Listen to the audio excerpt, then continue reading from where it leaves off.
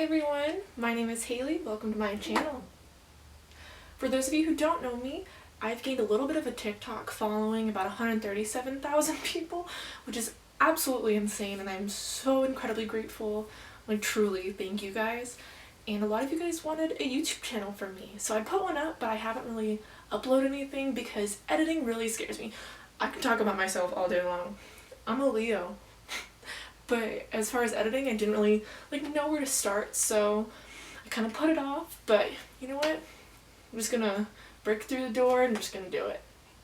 So today I'm gonna go ahead and talk about a little bit of my healing process as a divorcee. I will do a story time eventually. I'm not really in the headspace right now to be doing a story time, but I will get there, I promise. Just a little background on myself. I'm 20. I'm going through a divorce from a U.S. Army soldier. I went through domestic violence. I was cheated on. Also, I just am finishing dealing with a miscarriage for my 4th one. So I don't have any kids, like living children. I do have little angel babies, and I will talk about them. So we're just going to go ahead and talk about my healing process today. Eventually I will get into a big long story time, probably about my miscarriages, about my divorce, my story about my divorce, the stuff that my ex-husband is now having to go through, or my soon-to-be ex-husband because it's not done. Well, in November of 2019, I left the town that my ex and I were living in, and I moved back home with my mom. It was a lot of adjustment, and a lot of people ask me, how was I so strong? But to be completely honest with you, I was not strong at first. When everything went down with my ex the first time, which was about late October, like October 20th-ish, I stopped eating, I stopped showering, I was depressed. I didn't get off the couch. At the time I wasn't working because I was still on bed rest from my miscarriage, so it was a lot of me sitting around the house making sure my dogs were eating, and that was it. I do have 3 dogs, and they're all here with me now, but back when I was still there, it was just a long process of me doing nothing. My friends had to drag me out of the house to their house to make sure I was eating, and it was awful. I threw up everything. A little TMI. I didn't poop for like 3 weeks, which is actually insane. I developed adult jaundice from the amount of malnutrition I put my body under, because I don't know about y'all, but when I'm depressed I don't eat. My body just doesn't function when it's sad. So I lost a lot of weight, which is good because I'm trying to go into the military myself, but that's not the point. Then I moved back home, and it was still a lot of processing everything. It was a lot of me laying in bed and not moving and just being sad and just realizing that this is my new reality. Like, I'm not married anymore. I mean, yes, legally, but not at all, like emotionally or anything. And that was hard for me. I was also grieving my loss of my daughter. My daughter's name is Aurora Eloise. I lost her when I was 14 weeks pregnant. Her death was right before everything happened with my ex-husband, and so it was just really, really hard. It was just, everything kind of hits you at once some days, and that's how it was at the beginning. Like, it was a lot of just me not doing anything. But I did force myself to get up. I did force myself to go to the gym.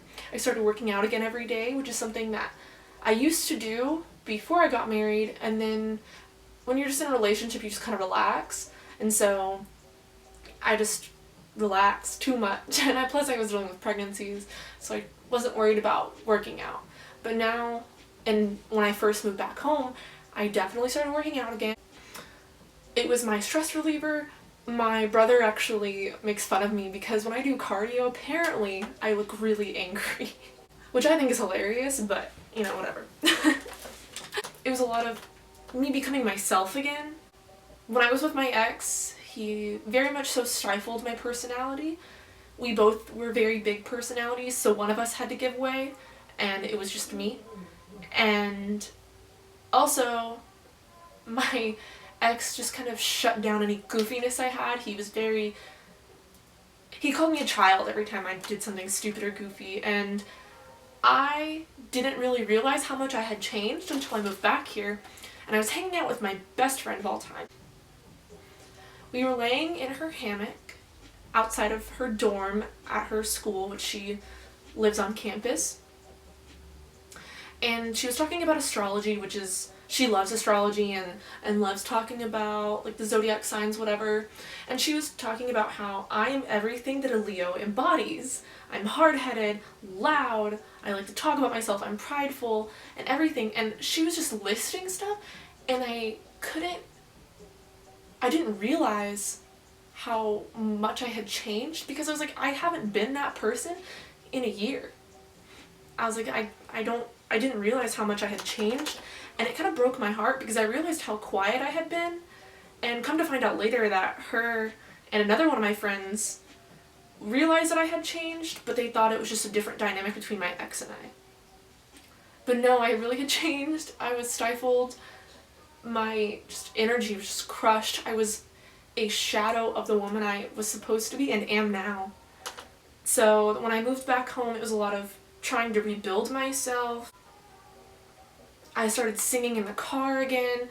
I started being loud. People had to tell me to be quiet. They were like, Haley, shut up. You're freaking annoying. So it was just a learning curve for myself again. I started volunteering at a nonprofit here in San Antonio called Special Reach, which you guys should go look up because it's a really great organization, and my mom works there, so I volunteer with them. I started focusing on my photography. I am a photographer, and I basically took it on as my part-time job. So I was doing photography, volunteering, and working out a lot, and taking care of my dogs. I spend a lot of time with my dogs. I do now still. I took them to the dog park. I take them to the dog park. I try to every day. Not today or recently because it's been rainy and disgusting out, but not the point. One of the questions that I get quite often from a lot of my followers are how I deal with the trauma and how can I face the day basically from my trauma. And that's really hard to think about because I didn't face it well. Honestly, at first, it was a struggle. It was really hard for me. I wasn't strong. I started making TikToks when I was still living in the same house as my ex as sort of a coping mechanism. It made me get up. It made me put makeup on because I wanted to look nice for the camera. Did my hair. It made me just shower. You know, it was just my inspiration to just go. So that was my really push to get started. And then I started telling my story on there, and a lot of people related, which is super scary because the stuff I went through was not fun. A lot of people have reached out to me saying how much like my videos made them laugh because I make really dark humor about myself. Like, I think that my jokes are funny, so I tell them. But they're really dark, usually, talk about my trauma, and it's kind of sad sometimes. I just didn't really want to let everything consume me to a point where I couldn't breathe anymore. My ex doesn't deserve that from me. My ex took so much from me emotionally and mentally and physically that I refuse to let him have it for one more day. So me telling my story was like just my push to just validate myself almost, because I was just told by him so many times that he said, I never gave you trauma, I never did anything to you, blah blah, which is bull, but whatever. So TikTok was really like my push to get out and just start becoming myself again. I started making stupid jokes and just being myself. And I've slowly, as I look back at my videos like from the beginning, it's crazy because you can even like see in my eyes how much I've changed. I dyed my hair, which yeah, everyone does that when they go through a breakup, obviously. But I just feel like this is like myself now. Like, I'm truly becoming the best woman that I can be, and I'm so proud of it. And I've learned how resilient I am as a person, and I'm just proud. As not humble as that sounds, I'm very proud of myself. Just a lot of people have just asked how I've gotten through stuff, and my biggest is honestly TikTok, which is so cringy to even think about, but I don't care, because it's really helped me grow, y'all. Like, it's helped me grow. I'm becoming the person I was meant to be. So as time went on, I just worked out a lot. I made jokes. I started hanging out with my friends more, going out, just doing anything I can to stay busy. And obviously I still have bad days. Actually, the past couple of days have been really rough on me. I've cried a lot in the past couple of days, and it's just been a lot. Also, another thing that I did when I moved back was I decided I was going to go visit.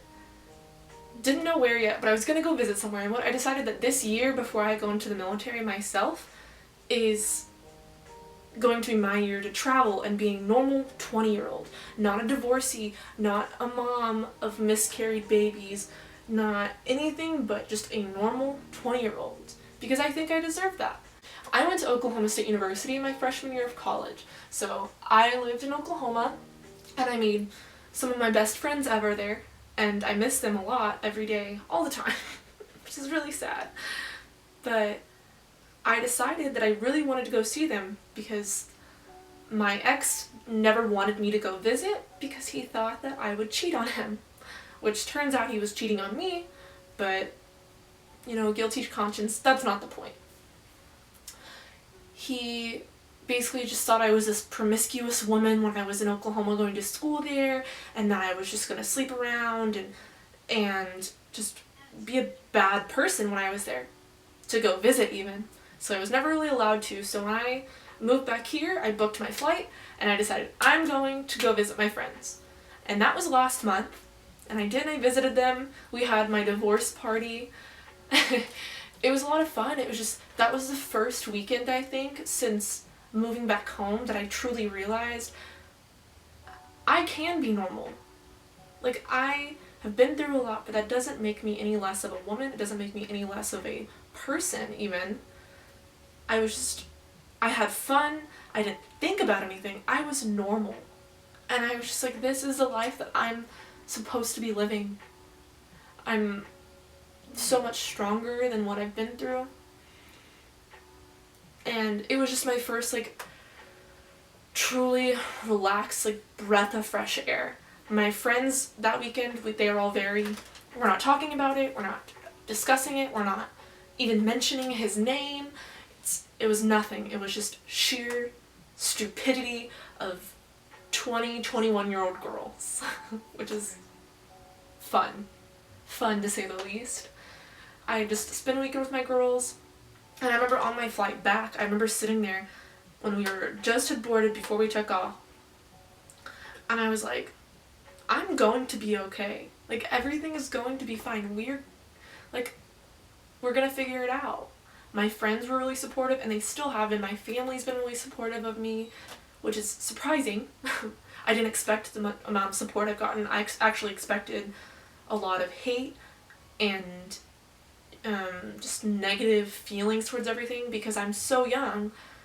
But my family, they didn't even question it. They didn't ask me about it, and they just said, if you want to talk about it, I'm here. And most of the women in my family have been through some sort of abusive situation, which is comforting, as awful as that sounds. You can just relate to them on a level, which is sad, but it's true. I've had a lot of support. I've just been staying busy.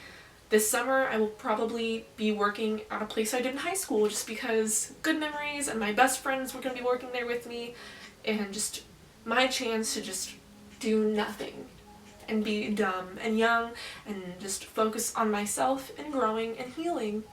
And I think it's the best thing that I can do right now, and make sure my dogs are good and prepare myself for the next step in my life. This is just my little step back year, if that makes sense. I know not everybody has that option, which is fine, and I respect it, and I'm very grateful for the option that I have. I don't really have much of advice. I don't know if you guys can take anything from this video. I don't know exactly what I want to do with this channel.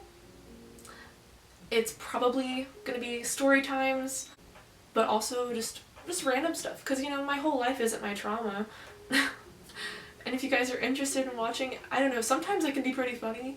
Not all the time, sorry. Right now, I'm working on getting merchandise made. For those of you who watch my TikTok, I wear hoodies a lot, like it's kind of my thing. And I wear like the same 2 hoodies because I only have 2. So I'm gonna get a new one, and if I like it and how it looks and everything, then I'm just gonna go ahead and start selling them. Maybe, possibly, I haven't decided. It's a lot. I don't know, we'll see. But if you guys would be interested, I will be releasing the design as soon as I'm working with a designer to design the hoodies. And they will be on shirts as well, probably. I don't know if I sell anything it's gonna be worth anything, but you know, it'll be fun for me. I'll have a new hoodie at least. We'll see. There's going to be a lot of learning curve with YouTube. Obviously, when somebody starts out on something, they're not going to be perfect at it. So just bear with me as I'm just growing and trying to work out YouTube, because this is a very scary platform for me. But also, if you guys have any suggestions, please leave them. I have no problem taking constructive criticism. I would respect it and appreciate it truly. So yeah, I love you guys. Thank you guys for watching. Love you guys. Thank you so much for watching. Have a safe day. And if you can't be safe, at least have fun. Bye, y'all.